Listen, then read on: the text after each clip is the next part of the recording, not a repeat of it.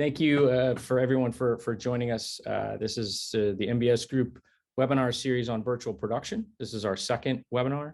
Our first one was on the LED volume, sort of the whole big giant setup that people do. Today, we want to focus on lower budget solutions and how to maybe get an opportunity to try virtual production, get through some of the issues that you might face when you first decide to do this, how you decide to do it, without having to commit $10 million to a giant build like the Mandalorian was. So within that, I've got a couple housekeeping things. One, we're recording this just like we were the last time. If you would like to send it around to people who weren't available, I realize we're in the middle of the day in Los Angeles and at the end of the day at the UK or Europe and the rest of the world. We will have it available in a day or two for that. And there will be a Q&A function just like there was the last time. So if you have questions, please use the Q&A function. Jenna Clip, who is from MBS, will be sort of moderating those. Like last time, I'll do the best I can to get through as many questions as possible.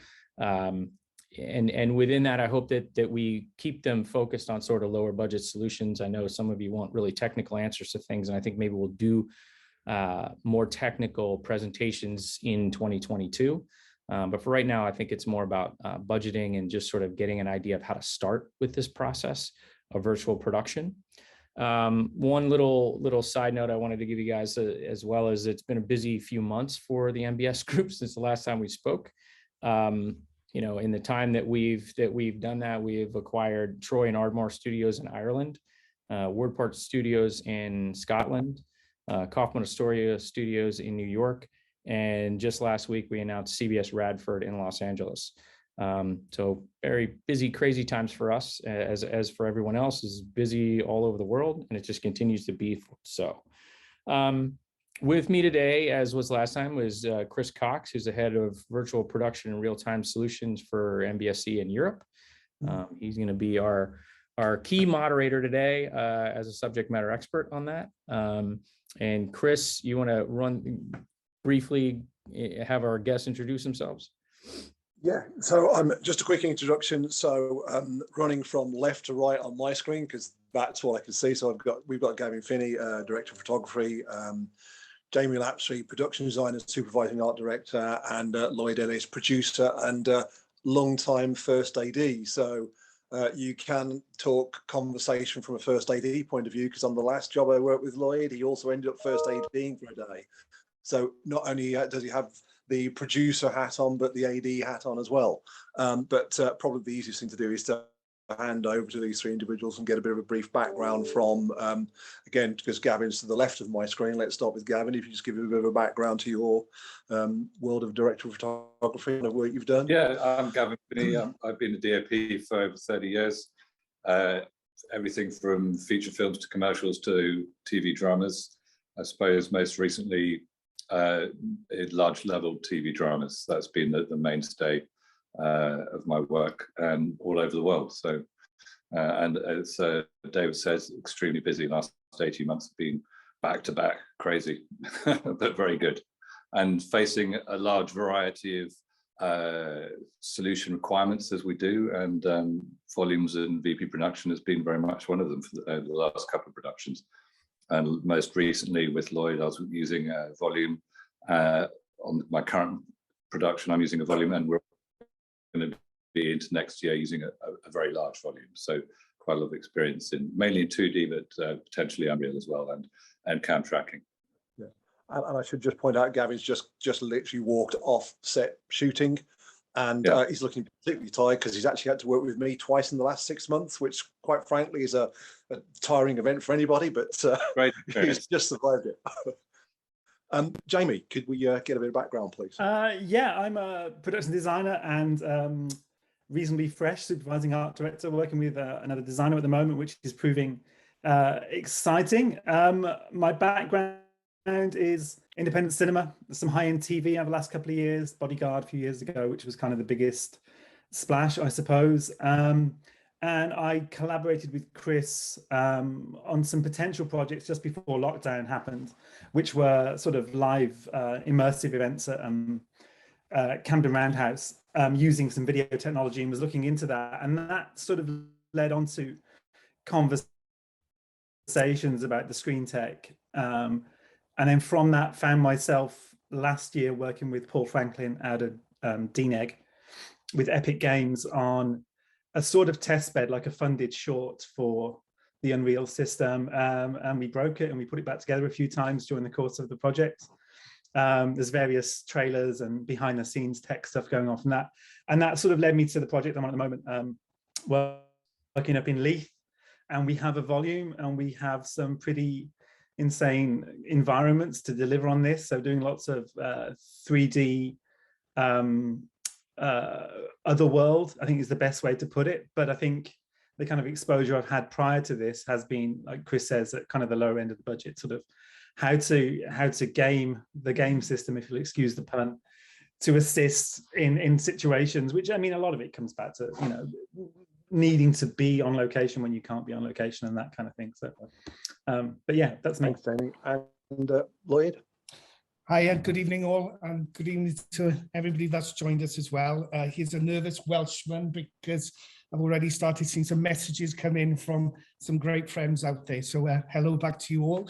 Yeah, I started in production. My God, this year is my 30th year in production. So I started as a young man, as a floor runner 30 years ago. I'm currently just become a line producer for the last 10 years. I'm the unit production manager, working for various companies such as very famously recently Lucasfilms. I worked as an UPM for them on their aerial units on their current show, which I have to keep under wraps, but I've spent some moments with them. Previous to that, I was very lucky to join Amblin Television, Spielberg's company, with Brave New World, going into a huge, wonderful virtual ILM world, which was a great eye-opener for me on a personal level in regards of handling budgets on those scales. And then previous to that, I've cut my teeth. You know, I was a first AD, as Chris mentioned, and strange enough, with how COVID has risen its terrible paws upon us all in production, where you are in the red zone as a line producer or production manager, and you have those skills, hopefully, having done those skills over the years, you get called upon if you're first has to step off in any format related due to COVID, and that's exactly what hit myself and Gavin. So on that particular day, although we set it all up, Chris behind the scenes as line producer and as compatriots like Gavin as a DOP, on that particular day, I came in and joined you as a first AD as well. So it was a great eye-opener, really, to see the setup for real, really on the stage working as well for me as well. It was a really great honor to be a part of that process, as well as the front loader setup process of it. But yes, 30 years as a career in production, and very much cut my teeth very early on as a production manager with great shows such as Casualty, such as EastEnders, and those kind of, you know, decent budgets, but, you know, they shoot in different ways. I learned a lot along the way on that kind of thing in regards of, you know, in regards of really, strange enough, in those days and many years ago, was green screen formatting and you know, the early start of that. So, you know, and as a first, doing a lot of action sequences, and was very, very lucky to be part of, well, I was the first on the first block ever of the revamp of Doctor Who many, many, many years ago with Chris Eccleston as the Doctor Who. So, you know, I've been around the old green screen stages and the virtual production worlds, but I have to admit, it's really exciting at this moment in time. Fantastic. Thank you all. Yeah, absolutely. So let's go ahead and get started if we can. And I think that's a great introduction from everybody. Thank you very much. The first thing that I'm looking for, I always present myself as a layman in this scenario, as a potential line producer looking at projects. What would you say, and Lloyd, I'm going to direct this to you first. What would you say is something that you look for in a script that you say, wow, this sequence would be perfect for virtual production, as opposed to, say, the whole production or something like that? What's one thing that maybe jumps out at you, factors that you consider when you're looking at a project and you say this might be a good tool or a good use for the tool of virtual production? I think the word practicality comes into it. Feasibility is the other word, really. And logistics, it's, having learned the path with Gavin, during the course of the show that we just both done together with Peter Kosminski called The Undeclared War. We investigated with Peter. Peter was very, very keen as a director visually to bring this production delivery to the screens, and to do it with this kind of format and with this kind of platform. And, it was kind of, although I personally used ILM screens with Brave New World, it was, we have a great understanding that you will need to have a really good budget behind you to support the event, but also you need a lot of pre-production work to do that as well. And I always feel, with low budget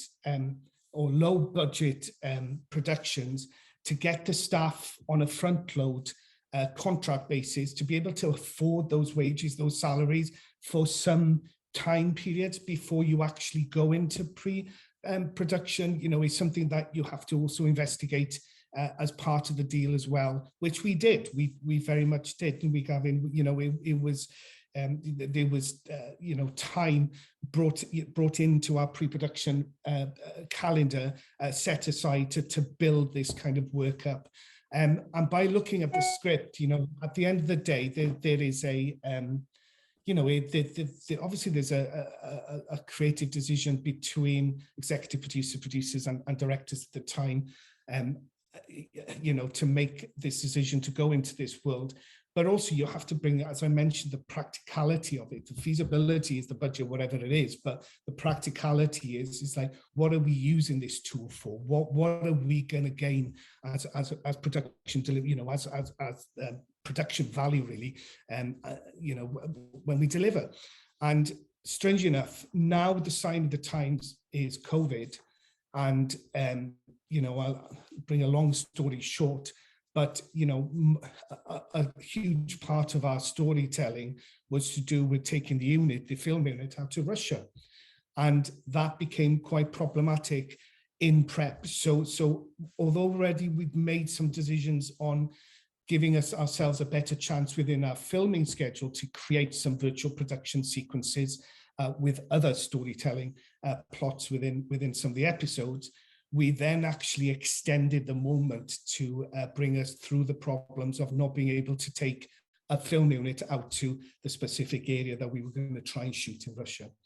Very cool. And this opened a great, fantastic door for us, really, visually and creatively, and also to keep the storytelling intact without going into any editorial moments too early on, and retain our story, which was hugely important to us. Very cool. Very cool. Jamie, same question to you. When you first look at a project, is there something that, factors that you look out in terms of how you see things from the art department that lend themselves to virtual production? Yeah, I think it's an interesting one. One of the things that has been investigated, and there's a few projects which are sort of bubbling, is there are storytelling devices that it gives you a potential to do. In terms of, one of the things we did with Paul on Fireworks was compression of time and space in a way that we did something in camera that you would ordinarily need to do editorially in visual effects.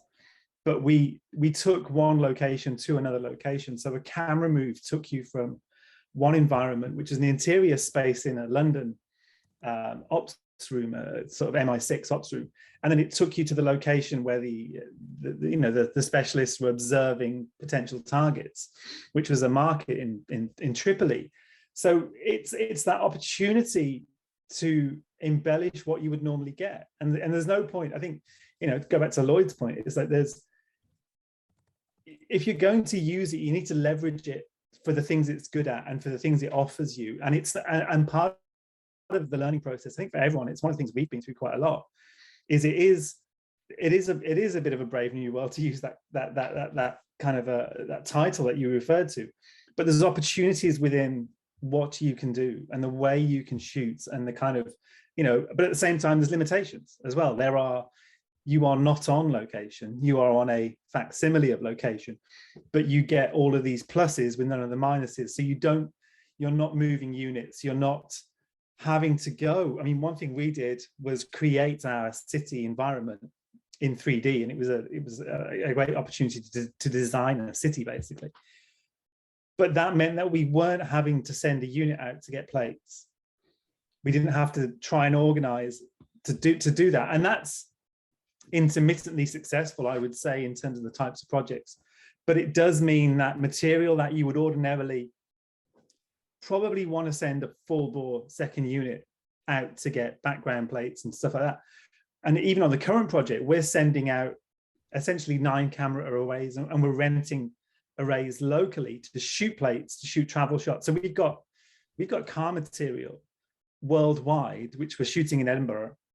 And we have done Google Recce's, and we've sent a scouts out, and we've shot some kind of wide angle lens stuff, some kind of 180 degree stuff. But we are literally going to go out and shoot the camera arrays, which will allow us to do all of our connective material for the show, which is fairly extensive. It's quite long journeys for these characters, but no one's ever going to the other side of the world. And there's quite a few places on the other side of the world we need to take the story to. So it's those kind of opportunities. And you're looking at it and saying, okay, where's the meat and potatoes of this? And what can we do that actually, on a low budget project, what can we deliver that by rights we would have no chance of doing if we were using conventional methodology? And even conventional methodology in terms of post-production methodology. Because with the right artists and the right eye, and that includes bringing your DP very much into this early process, into that pre-prep process, is really locking down an aesthetic of a world that you take your set to. So you're not shooting against a green screen and then going through a huge iterative process in post-production, which can and always does grow arms and legs, where people are pitching ideas. You're bringing all that decision-making into pre-production.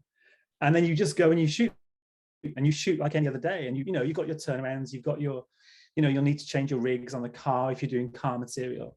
But it's looking for the opportunity to say, okay, there's maybe a beat in this script that by rights on the budget level we're working at, we don't stand a chance of delivering the scope or the grandeur, but we can take our characters there, and we'll have to make, they'll have to be kind of, you pay for it in certain ways, quite literally in terms of crewing and being prepared to front load. But what you're doing is you're saying, okay, well, this is a post-production spend that we bring into pre-production with the full knowledge that we go into editorial, and we've got the stuff, we've got the footage. And this isn't, the Mandalorian and things like that, which are huge budget, and they're doing enormous overlays of devices and characters and spaceships and extending the shots. But actually just in terms of, well, okay, we know we can get, as they call it, final pixel on the floor. And so when you look at the dailies, what you're talking about is a grade to get it finals. You're not talking about an extensive process. So it's thinking about the material and thinking, okay, how do we do this? So when you think of something, you say, okay, well, we're going to have to do that blue screen. You're like, well, no, we could actually get that now and we could shoot it. And it might be you have to do more thinking again. You bring all of that decision-making earlier in the process. And so you say, okay, well, we need to find a way to work out how to get those backgrounds. And we need to make creative choices. And the key benefit of that is all of your lead creatives are making those creative choices at the same time. It doesn't get distilled down to one voice at the end who's trying to remember the conversation they had with Gav 3 months ago on the set, or asking the art department, or dealing with the weather. You bring everyone together and you make, from a design point of view, that's always the best version is, stuff doesn't go to post-production. It becomes part of production. But there's a discipline to that, which is, one of the frontiers to cross with the process is to bring people who maybe have a post-production methodology and sort of bring them up to speed as how production works. Like, what is pre-production for a conventional show, and the demands and the decision-making demands that are required in that process, how fast you need to make those choices. Fantastic. Great. That was really informative. Thank you. My friend Gavin, you are up, sir. When you're looking at a project and having discussions with the director and the producers, are there moments when you look at a script now and you make suggestions like, hey, maybe we, obviously we're not going to get to the top of Mount Everest to shoot this scene, right? So this has to be virtual production or something along those lines. Completely. And you always look at scripts and imagine the ideal version of what that script is telling you, and then you have to get into how we're going to do this practically and in the time and on budget. And Jamie's spoken extremely well about the process. I agree with everything that kind of was brought up, and it's very interesting. My introduction to this was last August 2020, when I was reading the script that I worked on with Lloyd, the Undeclared War, some of which was taking place in St. Petersburg, both in cars day and night and in streets around Russia. And there was a plan at that point to ship the unit out to Russia. And of course, the landscape rather changed with COVID and also costs. An old friend of mine, Ian Sharples, who's a producer I've worked with, who also works for a company that makes driving plates around the world, introduced me to Chris and said, well, I've got a guy who may have some answers for you. So I got together early on with Ian and Chris and said, well, I need to see this technology. The director, Peter Kuzminski, needs to be sold on this. He's very much a realistic director, comes from a documentary background. He wasn't looking for a Mandalorian look or an otherworld look. He wanted to look, say, did this make it look like I was in St. Petersburg? So I asked Chris to put a test together to say, hey, let's have a look at this. And I was interested as well.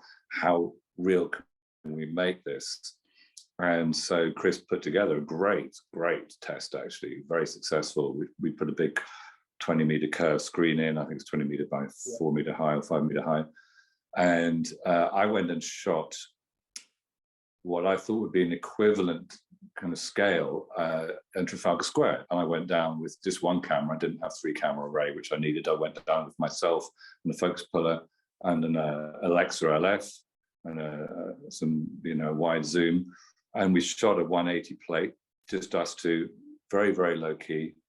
No one bothered us. And we pretended we weren't filming when we were, so no one looked down the lens. And we took that into notch files and put it up on the screen. And there we were in Trafalgar Square, but we weren't, we were in Ditko. And it, out of the box, pretty much ungraded in Resolve, looked good. I've shown that test footage straight out of the camera virtually to people in the business who think we should shot that on Trafalgar Square. And that was a real kind of light bulb moment where we could, and we were wide enough to shoot, towards the Land-Sea Alliance. We could shoot towards the National Gallery. We could shoot down Northumberland Avenue. We could walk a person from one end to the other. We could have shot with 3 cameras. Add a bit of wind to give it some texture. And it looked real. The operators could frame up for things, instead of looking at crosses and green screen, the operators could frame up for what was actually there. The actors could react to what was in front of them. We had real, and this is the seller for a DP, you have real interactive lighting. You're not guessing the lighting is coming off the screen and the sky. So passing clouds, the sun goes on to the National Gallery in the background and the sun comes on virtually in the foreground. You can supplement the light very easily. You can pop out a tile from the screen and put in a harder light if you want to. So that was the first one. I thought, well, actually, wow, this works. And if you think about this, that you can shoot successfully with some major kind of Hollywood stars as though they're in Trafalgar Square, but without shutting down Trafalgar Square, without putting a 200-strong unit somewhere in central London, all the security, not knowing what the weather's going to be like, worrying about losing the day because the sun is set, or it's so many things that you have that can get in the way of a day like that and are very expensive. And you can do it and you can repeat it again and again with the same background, which you can repopulate with additional people. You can change elements, you can check out flags or add things if you want to. And all of a sudden you're in a studio, but it looks like you're outside. So And you could be anywhere in the world. And you don't have to send a crew. You could have a local crew in St. Petersburg shoot those plates for you and then send them back. You know, if you, yes, that's great, and then go again. So that was, yeah, wow, way better than any green screen I've shot on, for both performance and for directors and for operators and for lighting. And then we looked at the other thing which we were looking for the undeclared war, which was quite a lot of driving scenes. Driving scenes are a nightmare. You usually end up with, you know, the DP or the operator or the focus puller scrunched into the back or the boot of the car. Then you have 3 more vehicles behind the car with a director, with a script supervisor, with sound recordists, with ADs. It's a train of people, highly restricted, trying to go around streets where you've got traffic lights. If you're lucky enough to shut them down, then great, but often you can't. You've also got weather problems. You've got this train going around with most of your crew standing on a street corner with coffee cups, not involved in the process, trying to get out of the way. And then you have potentially an actor not getting the performance right or not getting the lines right. And then you hit a traffic jam, you have to reset. Yeah. What sounds like, and it is for a writer very simple, it's really simple to write a scene in a car. It's really hard to shoot it and to shoot it well, because all of those things that get in the way diminish how well you can shoot it. And now you have more restrictions on shooting on public roads. You can't have cameras out hanging the vehicle in the UK, often in Europe as well. You have to have the cameras in the car. You have to tow the vehicle because actors can't drive while they're performing. So it's actually not real. When you do it for real, it's not very successful. But so the other test we did was testing nighttime and daytime driving plates, and how far you could take those. And Ian supplied some plates from Kiev, I think. And again, without very much work, they looked in camera fantastic. Interactive, so you go past street lights or overhead lights, traffic lights, and you see the red light, and it's red on the face of the actor. You go past a shop, you can see it getting brighter and darker. If you're in the daytime, you can see a double-decker bus go past, you can see the red bounce off the bus inside the vehicle. And that interactive light you cannot do on green screen, because you cannot time it, you cannot sync it, you don't know what's happening outside. The actors can see and react to what they're looking at. They can drive, they can turn, they can change gear, they can brake, they can stop, they can look around, which sells it for them in terms of performance, but also sells it to the audience in terms of reality. So all of these clues go together to make the image happen in camera. And as Jamie was saying, you finish the day and you've done it. There's no more, will this work? Will the compositing work? Will the green screen work? Also, as a DP, if I'm shooting green screen, I can't use smoke. We have to clean the windows. I have to take the filters out of the camera to give a sharp key, and they almost never go back in post. So you always told as a DP, oh yeah, we can put the black chromis back in or the bronze luminous. It doesn't happen. So you end up looking at something that's disjointed from the look you had for the scene before and the scene following. With virtual production, the more you put in, the better. You can shoot through windows, you can put filters on the camera, you can put smoke outside, you can really mess up the image, you can shoot on old glass, you can shoot on anamorphics, you can add flare. The more you do in reality, the more real it starts to become. The more layers you put on, the more real it becomes. So all of that adds together to actually VP can look more real than real can look, if you do it right.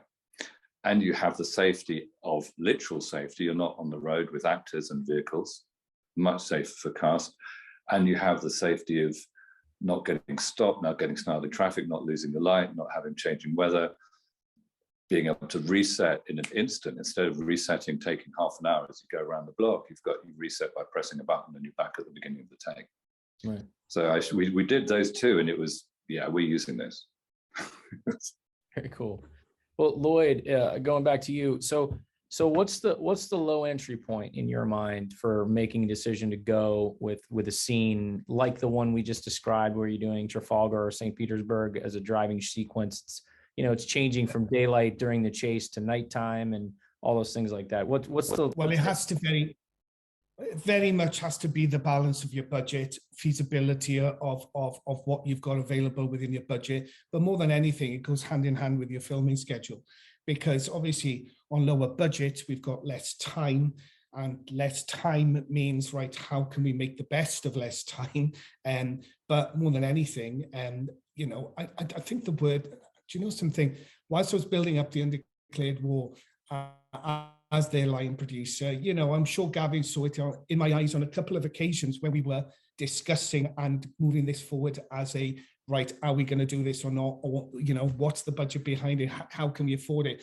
I had scared eyes, you know, I'm going to say it, you know, very truthfully, having just 2 years previously walked off an ILM stage and understanding how much that cost us as a 3-day event, you know, and a production like that couldn't afford any more at that stage, then you kind of, your eyes really open wide by thinking, well, why aren't we doing this on a low loader? Why can't we do it this way? And then suddenly, when I researched more and got more involved in the talks with MBS and Gavin and Peter and the execs, I suddenly realized, hold on now, we've got 6 sequences within 6 scripts where, you know, we've got now a high percentage in our filming schedule of being on the road in a car with dialogue situations with actors, but across day and night situation and across different parts of the country situations. Gavin. So effectively, you know, all of a sudden we've got geography to deal with, we've got COVID, I keep saying it, but we are still living it, and we will be living it next year. So this is a future element to, you know, I'm even currently setting up a show as we speak this evening in Belfast. And one of my conversations with the producers today was VP, because we've got a lot of driving sequences in most of the script. So, you know, by being introduced to Chris and MBS last year, but introduced to the feasibility of this, I suddenly realized with day and night filming on any kind of low loader, there is a huge cost element on salaries, there's cost element on equipment, there's you know, many different cost elements, and I'm sure the people who have joined us today would you know, have lived those experiences. But put that in day and night context of budget, put that in time, you know, because obviously it will lessen in your schedule if you bring these sequences to the filming table. So you've got that, and more than anything, you know, adverse weather conditions, because there's a huge safety element to what we do on the roads. And if the weather's not in our favor, if it's too high winds or torrential rain, and it's stop play, and that's a day lost, and you're into pickup mode. You know how amazing it was to say, right, we've got 2 days now planned, and planning is exactly the key word. There is a lot of planning gone into creating this, but when you see it come together on the stage, and gosh, strangely enough, that morning when I did take over the floor for a few hours and see it work in front of my eyes, it was really it was a proud moment, really, to see that you know, I'm not saying we were very low budget, but we were a budget that we thought, well, can we afford this or not? But to see it come live in front of my eyes, knowing how much it cost, you know, I don't want to throw figures out there, but I'm very happy in Q&A. Oh, we want you to throw figures out. That's why everybody came in. That question directly, then I'll answer it, because, you know, I think it's, you know, everybody can do their own investigations, but my investigation and my planning of my budget, I suddenly realized I can afford this. This makes sense for the production, and the delivery from what we got from it on the practicality during the filming part of it was unbelievable. So yeah, I am a sold VP production person moving forwards into next year. Well, thank you. And Jamie, you had mentioned something in our pre-call as well about reshoots, you know, and it just seems like one of those things. I know, you know, I worked on lower budget stuff, and one of the biggest issues is you can't go back. You know, sometimes you're at locations, you just cannot get back there. You can't get the crew or anything else like that. So what does it do for you in terms of that? Obviously, you know, that answer may be in and of itself, but what do you think? Oh, you're muted. Yep. I am muted, yeah. So it was one of the things that came up when the did cut test that we were involved in with crits last year. And even just, we were looking at a still image, and it was a still image of a field. And it was just a landscape with a sky. There's no animation, nothing going on with it. And it was one of those light bulb moments where we walked a performer in front of the lens and turned on some Atmos, turned on some wind into her hair, and she was lit. And within a heartbeat, you were on the location. And it was that sense of, hold on, if we've got sequences, and we talked about it. I did a film up in the Highlands last year, and we did talk about this. We had some insanely difficult sequences, which actually ended up getting reshot closer to Glasgow. Just the weather murdered us on this hillside. But if you're thinking of going up and doing something of consequence, where you have dialogue scenes or you have huge environments, the opportunities that lie within it, where you could take main unit out for a day, you can shoot your wides, you can capture the environment as part of that process, even if you are just shooting tiled plates on a wide angle lens, like Gav did with the Trafalgar stair stuff, which we saw on the test. The concept of taking that back to the stage, part of everything else, just saying, okay, we need to shoot the dialogue, or we need a pickup. But if you go out on location, the kind of future-proofing of capturing that footage, so that when you know you need to do this, and it's actually one thing we're looking at on the current project, is there's a budget thing involved, but we're scanning our sets, and with the pure intention that if we need to get anything once we've wrapped, we can literally load the built set onto the wall and pick it up.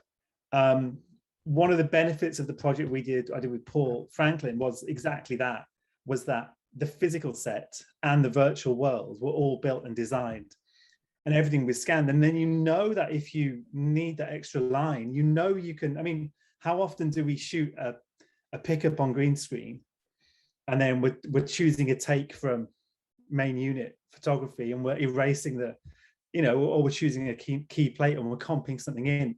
But the idea that you can actually just frame that up and get the same lighting state, because I think one of the most powerful things of any application of the system is, obviously you don't get anything for free, but what you get for free in terms of your characters seeming like they are genuinely in the environment you're telling the audience they're in terms of that atmospheric lighting, that interactive lighting, very much the car stuff, which Gavin was referring to, but even the environmental stuff where you're looking, I've watched the Trafalgar plate when we were at Didcot, and we did a very similar thing in July. We did a day of tests, and we were looking at Piccadilly Circus, and we had a virtual environment of Piccadilly Circus, which was at quite a high level, but we also had just plates that were shot. We just went out with and that was the VFX crew just going out and shooting a static tile.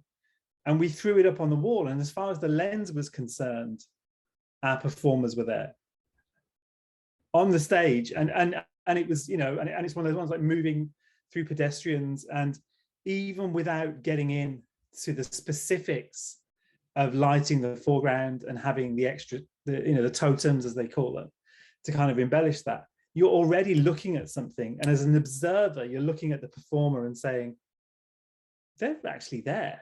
You're not fighting, I think it's one of those ones, it's like the blank slate as a designer that you're given. So often the work you do is to get it close enough to reality so your DP isn't having to fight against the artifice. Because that's it, if you're on a stage, we've got some sets on the current project which are not on paper volume environments, but it's like we've got an interior of a travel agency, for example. There's no spoilers here. And it's like a little mall kind of place in the States. And the concept is we just build the interior set and we point it at the volume. And we've got a location plate of an airport with things coming into land. And the idea is that we could pull a vehicle up in front of it, just coming from off camera, and step our performers through. And we'd have a little bit of parallax, because you can do some really nice 2D work with plate material in Unreal in terms of doing a bit of roto and bringing stuff forward. but it means that sequence then looks like it was shot on location, which if we built it on a green screen, we would be fighting. We would be leaning on the DP to say, okay, well, we need a softbox, we need all that fill to come in, all of that atmos needs to come in. We need a sense of the air moving. Then we also need the clouds and the changing light, and all of this with a green screen that you then are asking a post-production house to try and interpolate what the DP has done and generate about, and all of those questions go away. All of those problems are done because you get a level of reality out of the box that, again, you can then light it how you want to light it creatively from a camera point of view. You know, you're then into making storytelling choices. And also you can make quite bold storytelling choices with that environment as well, in terms of changing the time of day and all of that. So all of those elements of like, okay, we've got a scene looking out and we've got a day and night. I mean, we've got a shot at the moment with, you know, that's been looked at, which is a transition from day to night. And it's two separate pieces of footage. And just looking at, well, how does the blend work? You know, like where the audience, it's purely conceptual, but you watch it on the screen and you're like, this is gangbusters, you know, more than just staying at one time of day. And this is the idea of like creative storytelling ideas that you wouldn't do or you wouldn't have maybe done. And this sense of, I think in listening to Lloyd about the, you know, looking at it from a budgetary point of view and really holistically saying, like, I mean, as art department, as a designer, you know, you're always pitching to say, what's the most, never mind my actual budget, what's the most effective way to spend the production budget to do something? Is that we send all the crew out to go A, B, C, or do we build it? Or do we, and it's that holistic understanding. So what you're saying is, what are we actually getting for our money on that day? Because if you turn around and say, as you did, that car material you got, all of that is golden, and you get it in a day, or you get it in 2 days, rather than 2 days you're not happy with, that you then have to go and pick up on green screen. Having been there, I did, you know, to bring a certain project up, we shot car plate material and we shot on location and we did low loader stuff, but then we spent literally, I think, 3 weeks with the hero action vehicles on a green screen, picking up shots over lunch while we were in studio on Bodyguard, just hoovering up material because we just couldn't get it with the conventional schedule. Because again, the sequences were wildly ambitious with lots of action beats, but the concept of doing it as a pure location shoot with conventional approaches, so time consuming, waiting for rigs to be installed and just watching money get spent on prep. And it's that balance. It's like, you know, you're going to have to spend to put something on the wall, on the volume. You're going to have to spend some money. And there's one way, and I suppose it's what you alluded to, is are you understanding what you're getting for your money, or are you just thinking about the nickels and dimes? Are you just thinking about, oh, bottom line, well, we shouldn't do this, we should just do this many days and we'll get what we get? Or do you say, hold on, we can get better material for about the same thing, and we can move, and we can compress stuff. You can do, you know, if you're clever with using it, you know, we saw some stuff where, you know, you're switching out environments halfway through the day to pick up another sequence, in the same way as you can shoot your day stuff, your day car stuff, your night car stuff. You can shoot people getting out of the goddamn car and walking off. You could shoot someone on a bicycle pulling up alongside the car. You know what I mean? All of these complexities, which on a location, choreography, locking down the street, or, you know, everything, like, again, that holistic spend, it takes all of that into that environment. It's okay, well, we can be quite successful on stage here. We can all leverage it and we can plan it and we can make sure we're not crossing our fingers. You know, planning is the one thing I think every production struggles to lock, you know. So I think that's the thing you're looking at when you're looking at this technology. You do have to unlearn what you've been doing for the last 30 years, especially, I think, in budgeting and in how you put a shoot together. And you do have to look at what it saves you if you plan it right, and if you have the time to plan it right, against, you say, well, against a green screen and some posts, this is costing more. But yes, but against everything else, it's going to save you in so many different ways. And it's learning where all those savings are going to be, both in schedule time and in logistical time and in insurance time, and adding that into your VP budget, rather than just saying, this looks like an extra line that is more than I'm used to spending. You've got to look, as Jamie said, you have to look at the whole piece holistically and say, yes, but we'll get a better performance, we'll get it faster, we'll get it more safely. And I think when you let a creative crew, director, designer, DP, onto these stages, you find shots you wouldn't have found on location because you can't get the camera in the right place, or you wouldn't have found on green screen because you can't see it, or you can't see the reflections or the way it works interactively. And Peter, who comes from Kuzminski, who comes from a documentary realist background, there's a top drama director, got it very quickly. On the first day he was seeing shots. Oh, let's do this. Let's shoot outside the window. Let's get more reflections. Let's move the camera around differently. He was doing things that he would never have. He never planned, and he's a meticulous planner. And all of a sudden, we were finding new ways of getting more value, out of the system. So it was really bringing more to the table. And as Jamie said, we had a shot, which will look very simple on camera. It's driving in a suburban street in Bristol, quite a narrow road, and two people in the front having a conversation. They pull up to the side of the road, and one passenger gets out and walks away. And we did that sequence, which was actually tricky to do on location because the streets were very small. They were narrow. We had nowhere to park the unit. Yeah. And because of the way we were shooting our schedule, we would have been there at the right time of day. And we did it on the LED volume. And it worked. The actors could tell when the plate was coming up to a halt, so they could react as coming to a stop, put the brake on, final conversation, and the passenger opened the door and got out and walked away. We were looking at the screen, and it works, completely works. That's one other thing. With all these technologies, there's a kind of break point, just as there was with back projection and there is with green screen.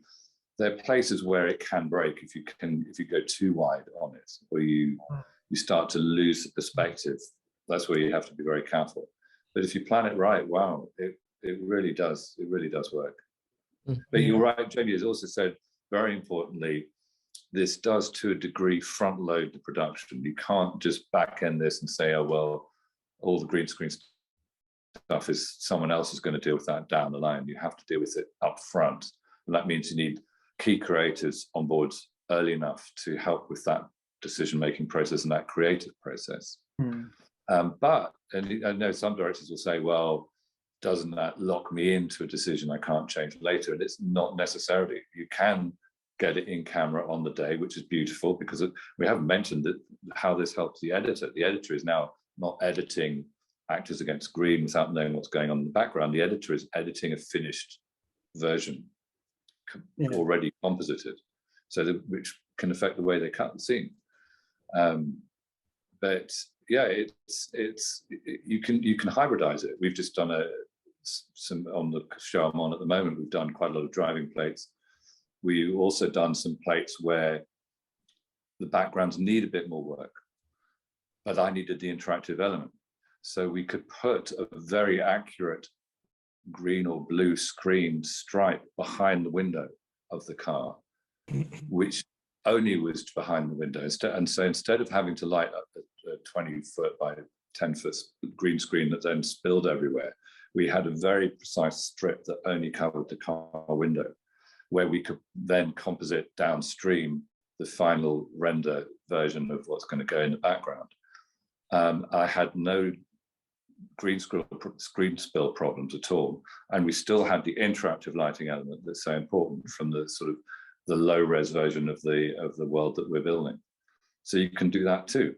The DP can benefit from the interactive lighting. The actors can still benefit from seeing where they're going, what they're interacting with, but you have still got a degree of flexibility downstream by just putting green behind your actors. And you can do that using, if the camera's moving, you can use the NCAM system, and it will project a green screen shape that's the exact size of the lens you're using, and as the camera moves, that green screen moves around. So you've still got the interactive lighting, but you've got a very accurately tailored green screen that won't spill everywhere. So there are different levels you can play with this system.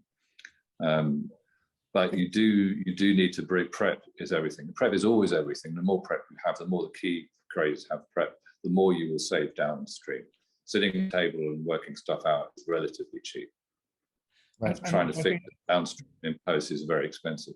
And importantly to say, so it doesn't scare people off, you know, the context of that prep and that lead up time, we're not talking months here, it was weeks, do you know what I mean? So you know, we must feel quite confident that is still, it is still achievable. Do you know what I mean? It's like on low budget. Do you mean that we had what, 6 weeks lead up time with yourself, Gavin? Yeah, I think what you can do is you can buy yourself prep. You can buy one of the other things I think you have to do in terms of scheduling is ideally, if you don't have a long pre-prep period, is to take the volume shooting to the back end of the shoot, so that you've got some lead time to generate plates, generate footage, talk with the designer about what you're going to build in front of and behind the screen.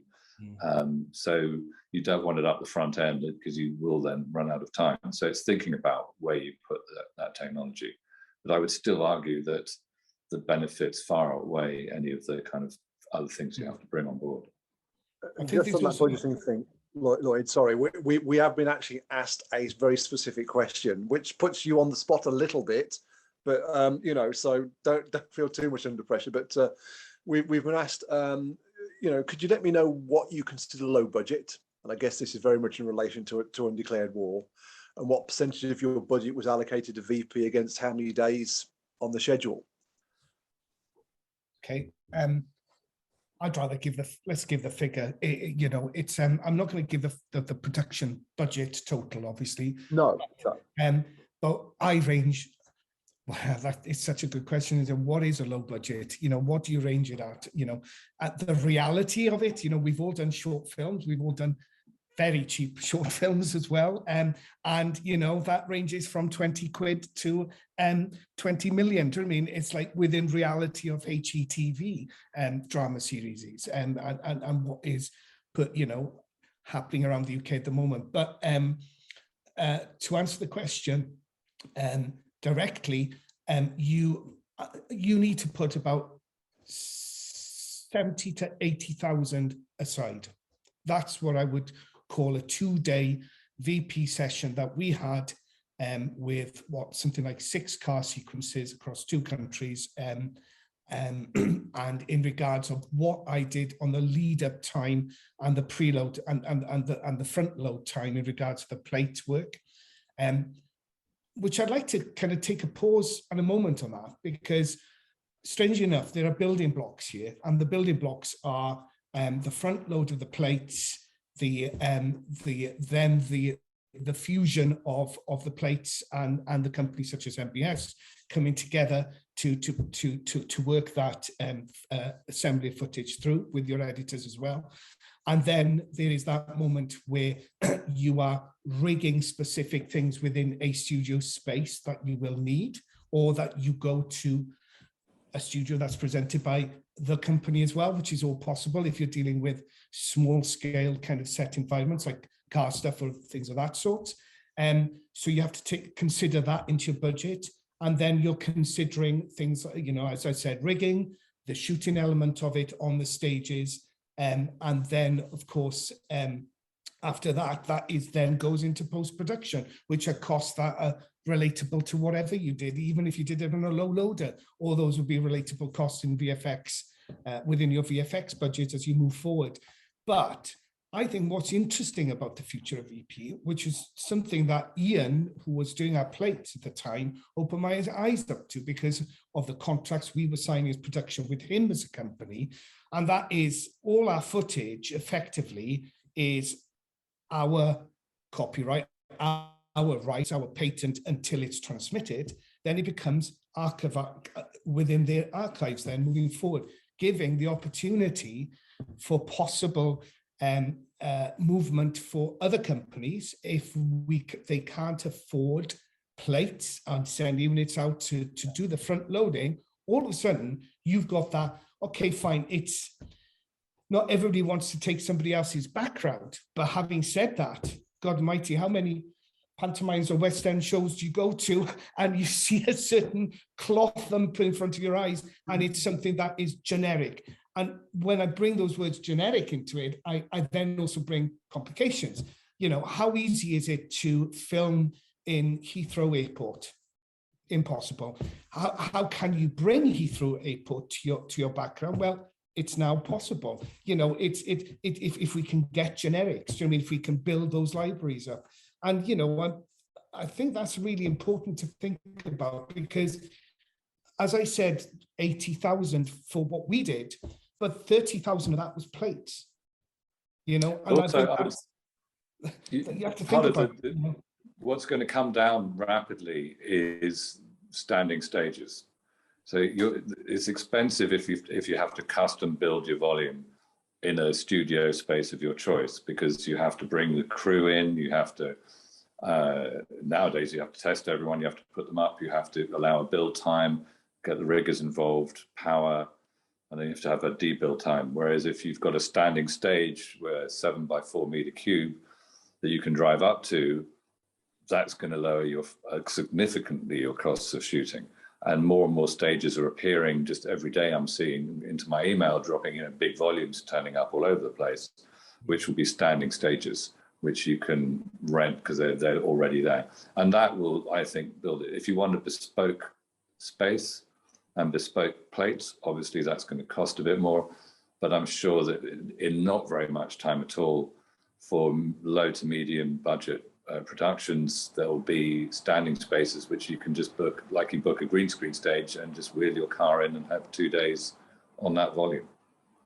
So I think we're at the front end of this, and it's always a bit more expensive as you start up, but as this gets more utilized, as it most certainly will be, the costs, I'm sure, will come down. Very cool. Very cool. That was great. Chris, I have sort of a generic question for you, which is, what's the first piece of advice that you give people when they come to you and they say, hey, this is how much money I have, this is what I'm trying to do? Right, James. Well, if you're asking me, I always say, look, tell me what you want to do, tell me what you want to achieve. Yeah, I think far too many people come with, because there's a couple of elements in this. We've not really talked very much about VFX, and we've not really talked very much about Unreal. And I always say, look, what's the end result of this?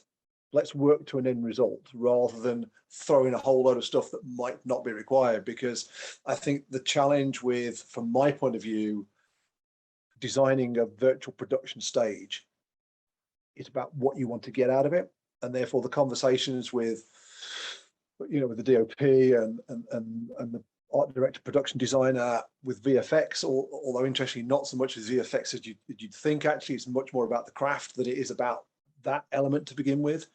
I think people come with a preconceived idea of a massive stage with Unreal and all sorts of other elements to it, and months and months of pre-production and big costs, where actually relative that often is not a requirement. So let's refine it down to what's needed, and let's start with what you want to do. Yeah. And that's exactly what we've done, and what I've done with everybody here is sort of, you go, let's keep it neat and tight and deliver what you need, and that in itself helps manage the budget. Yeah. Because if you don't need a sort of 80 meter by 10 meter full Unreal package that takes months to build and configure and work out, well, the budgets aren't going to be that big either. And I mean, that's the beginning of it. I think there's one thing with that in terms of that scalability, because if you are doing a full 3D environment with a full world built, the amount of prep starts doing. So if you, like you say, if you're shooting plates, the color science between those plates and the wall is pretty well understood. And as far as, let's say, Gavin dealing with that and getting the correct response on the lens from what's coming out of the screen, that's quite straightforward. When you're creating environments, you then have to start thinking about the colors you're putting into those environments and how they translate. So there's a whole other level of complexity to this. And it's one of the things, I think it's again, it's like, in terms of mitigating cost, is knowing what you're aiming at completely. You know, I think if you have a real world reference, or if you have a physical component to something you're doing in Unreal, you've got something that you know you're balancing to.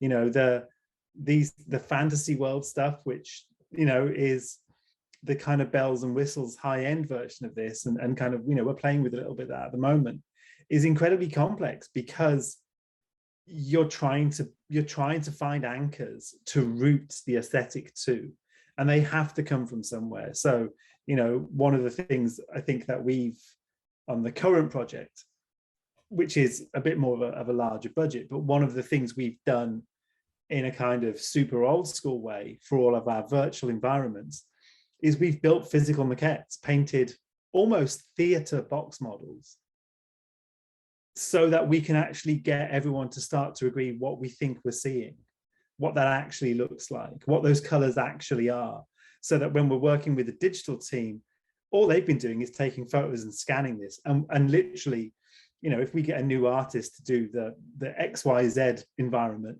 and we do, you know, one of our model makers, and we create something, by the afternoon we're looking at that, it's been scanned, it's virtually in Unreal, and they're balancing the color. So there's a going back to that prep thing, it's knowing what you're trying to do, knowing it can get expensive if you try and do the high-end Marvel stuff, and at the end of the day, the wealth of knowledge doing that type of work. Because I think if you were to look at, sorry, I'm digressing slightly, but if you were to look at the kind of volume work that's going on in the UK at the moment, the majority of it will be using adapted plate footage, even on the biggest production. Can you define that for someone like me who doesn't exactly know what you mean?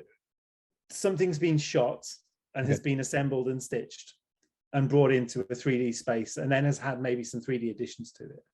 And that's the main thing, is you are always, you constantly avoiding going from scratch. Even the Star Wars stuff is, you know, they're building models and scanning models and building sets, and they're filming real skies, and all of these things that in your instinct. And I suppose this is more a question about demystifying the process for everyone. It's the same as anything.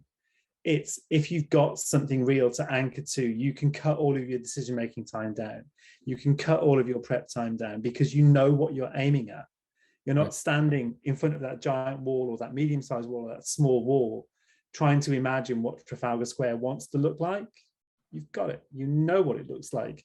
And one thing that we've done on most projects is A/B.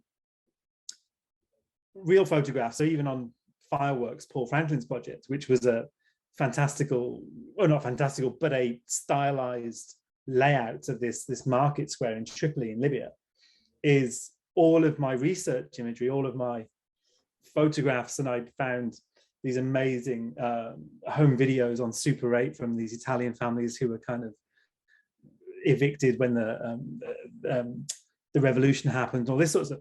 But we were looking at that material, A and Bing with our virtual environment. So we're constantly coming back to what's real, how does this look?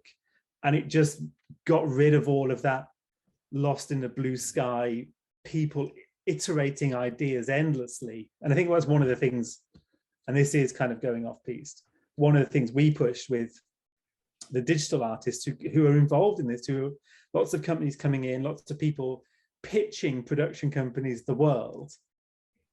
But the work that you've all talked about doing, about how to leverage car plates and material and take our cast to locations we're struggling to get to, that is the meat and potatoes of the system. Yeah. Because all the bells and whistles is you know, there is a Barnum kind of song and dance going on with people. You know, when you look at Star Wars, the amount of work and like you say, the amount of money they're spending to do those environments is astronomical, and they're intermittently successful. Yeah, but when you look at the kind of stuff that's based in reality, and it's about embellishing a conventional shoot, a conventional drama, just like a bit of telly when it comes down to it, that's where it's incredibly successful, because that's when you don't know. The audience have no concept of what they're looking at is not actually in those environments. Right. Right. Well, that's extremely cool. Yeah, I think that fair to say that to dip your toe into the virtual production world is a process. Maybe a process trailer is replacement of some kind. Given all the logistic problems that you all have mentioned in terms of that, which I'm sure all of us have done, shooting on car rigs and things like that all over the world. And I guess the next question I have about that, and any of you can take it, is the difference between 2D and 3D. I know what Jamie just mentioned in terms of the complexity of 3D, but what is 2D best for? Well, that depends on what you're shooting. I mean, to take a basic example, 2D in car work works very well, because your actors aren't going to have to walk towards or away from the screen or interact too much with the screen. They're sort of captive. I mean, it's a new version of very old technology. Hitchcock was doing 2D back projection in the 50s and the 40s, the 20s. They were doing it. This is just a very, very much better way of doing it, much more accurate way of doing it, without misalignment of screens and vignettes and wobbly cameras. And as Jamie alluded to earlier on, 2D on big screens can work to a degree if your actors are walking across the screen, but if you want the actor to walk up and open a door, it's going to break down. Or if you need to focus to the screen, it's going to start to break down. So 3D comes in when you want to take your real world, your real set, and extrude it back into a fantastical world.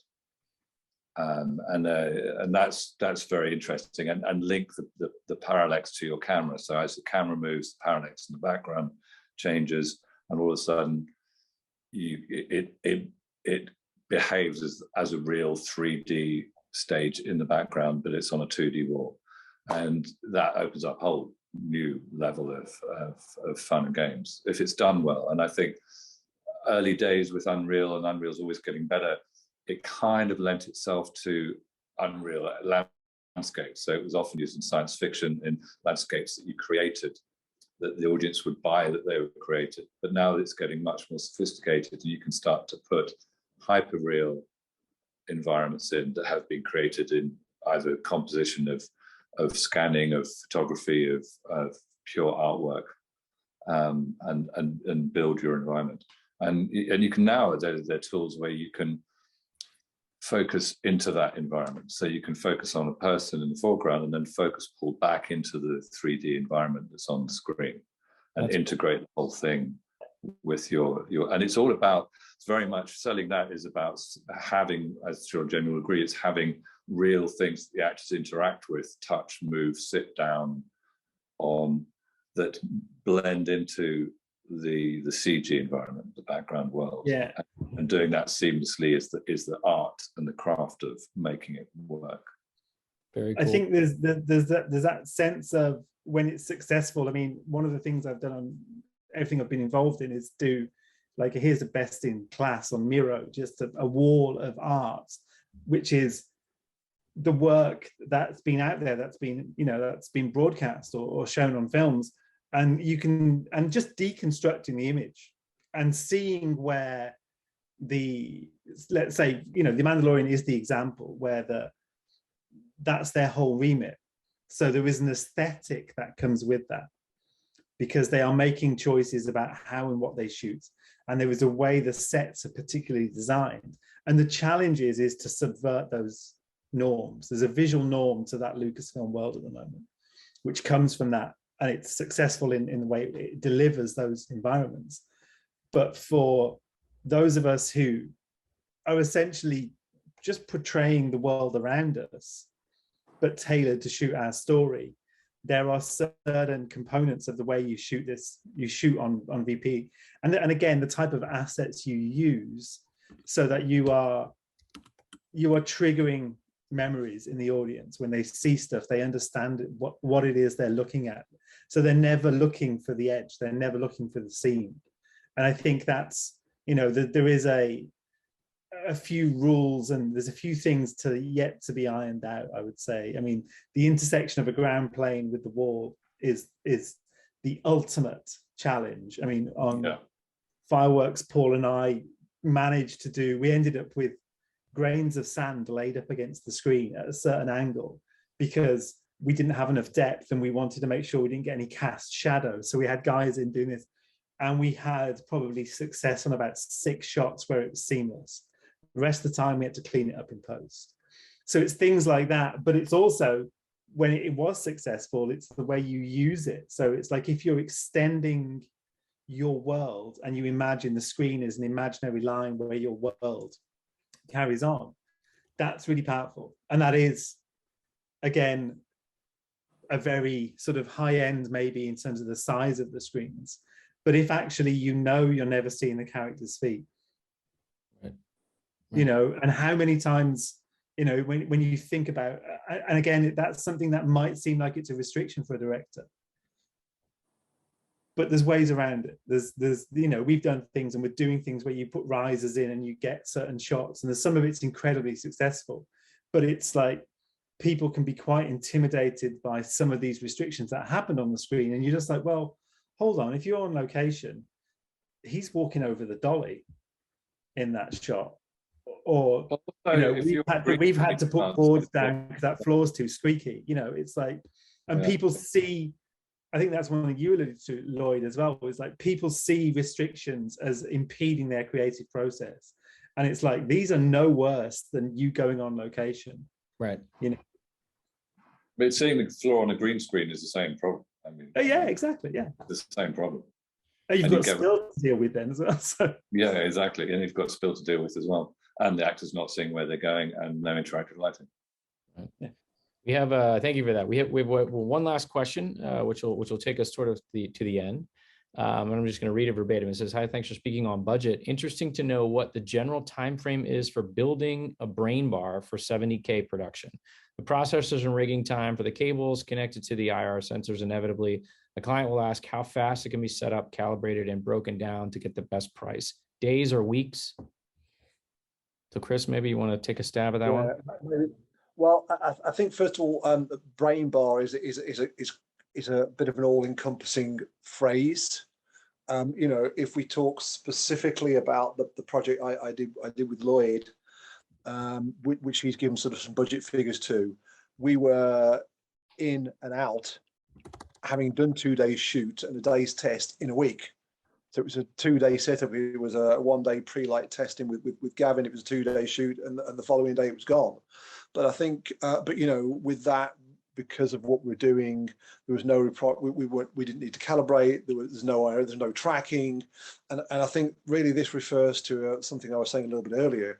If we can get to the detail of what you want to do, there's a lot of complexity that's talked about virtual production, which in probably 80% of the cases isn't a requirement. And if it's not a requirement, then you don't need weeks of pre-setting up and calibration and camera testing and tracking and all the other things, because you don't need to work in that environment. So, you know, I think one of the things part of this this evening or this conversation is about being able to select the correct requirement, and the budget will come with it, rather than being tracked along the Mandalorian route of big brain bars and lots of technology and tracking and camera tracking and calibration and testing. A lot of the time it's not required. But so if we're talking about what we did with Lloyd, it took us a week from putting it in to testing the content to shooting it to taking it out, packing the truck and going home. I'd say more than anything, you need one hell of a shit-hot script supervisor who knows the timings or his timings well, because obviously there's nothing worse than shooting the plate footage under what you're actually trying to put on stage when the performance is in place. So, you know, those aspects are aspects that you'd be very careful of in any environment, including green screen. But having said that, it can, you know, potentially can trip you up, you know, but those moments, those kind of moments are practical, of course, but more than anything, Chris, you know, you know, even the rigging ask of your system to go into our studio, which we had with other sets in it, you know, the floor space was you know, wasn't much to ask of. The rigging, and you know, it was really down to a minimum, and then also lighting costs. You're not lighting the stage, you know, your light, the light is within the package, you know, so yeah. All of a sudden there was no kind of additional lights coming into the studio in any capacity where you would light a green screen. Of course you would light a green screen, which was phenomenal, because it was the first time I saw the gaffer take a break during the shoot, which was nice to see, you know. But you know, you had that realization that, well, okay, fine. And I said to you, balance of budget, balance of feasibility, practicality, it all comes into the mix. But take the word of being scared out of it. That's what I've done. That's what I've learned from the process. And I'm so glad I have. I now know I have another possibility now on my next production of creating this environment again, knowing what the costs are, knowing what I'm about to, you know, if we can invest in it again, what it brings to the table, you know. So it's very exciting times ahead, you know, for me personally in production moving forward. Well, I think that's a terrific terrific thing to end on. Thank you very much for that, all of you. I did get one last question, which I got repeatedly, which was, do any of you have things that you can send us that I can send out to the attendees, little pieces of snippets of things that potentially they can take a look at to know what it is that you're talking about. So we don't have to answer that now, but if you do, through Chris and myself, let us know, and we'll send them out to the people, because they're very interested to know what it all looks like. It's, at this point, it's theoretical when we talk about it, but I think it would help if they could see it. So yeah, I mean, there are quite a few pieces which we've used on both projects to bring our directors up to speed, and they're kind of essentially, there's a few pitch pieces from, let's say, Epic and stuff like this, but they're good to watch if you know what you're listening to, in terms of there's lots of bells and whistles, lots of grandstanding going on. But when you start to dig into the actual requirements, and there's one particular environment that Epic did, which is intermittently successful, one sequence on it, and they're on a really small volume. And Great. They do beautiful internal cave sequence with a bit of gravel and a couple of rocks. And they shoot this whole walk and talk and this reveal. And it's maybe, geez, oh, it looks like it's about 12 meters across the set, the volume, you know, it's very, very low key, but it's like, okay, well, here we've taken our people to it. And again, all of that Unreal 3D side of it, lots of opportunities. But again, I think we've got tests that we've done on Fireworks. We've got a breakdown of that from DNEG, which is available as well. So, And Gavin and Lloyd, any chance we could see the Trafalgar footage you talked about? That was a test. I think Chris has some of that. I can certainly, I've got it on my computer. I can certainly make that available. Yeah, it was very crude. We didn't have 3 cameras we could stitch together. We literally tiled it, so there's a misalignment in the background. It was just, you know, very, we went as low key as we could, but it does show you what you can do. So I can get an excerpt together of that just to show you that working. And we've also got, I think, the nighttime Kiev plates. And in fact, on one of those, we tried, and it worked. On the plate, the car comes to a standstill, and we asked the actress to look to her right into the screen, and then we focus pulled to the screen, and it worked. We didn't get wire. If you focus just short of the screen, it looked like a focus pull to the background, and then we pulled to the foreground. She saw the red light turn to green, and she carried on driving. And it's just that kind of interaction which sells it. It's all part of the magic that sells the shot and just elevates it to more than you can do with green screen. Definitely. Marvelous. Just jump in quickly, because Gavin brought it up earlier, and I was also personally amazed with that sequence we shot with 2 actors in the car comes to a stop, actress gets out of the car, then comes back towards the car, and then walks out of shot. Now, on a low loader, that would have taken, that was what, 6/8 of a page, Gavin, scene. We shot it and just under 2.5 hours between all the angles we were doing. On a day out on location, that would have, with the complexity of it, possibly having to have 2 cars because you've got one rigged, one without, all those elements coming into it. Even if a main unit took that as work for one day, that was 3/4 of a day's work. Easy. And we shot it in 2.5 hours, and we got 3 other sequences on. I'm not saying, for us, it worked an absolute treat. We got 2 days worth of filming on that stage, where it would have been quite close to at least 2.5 weeks of day and night on a low loader. Wow.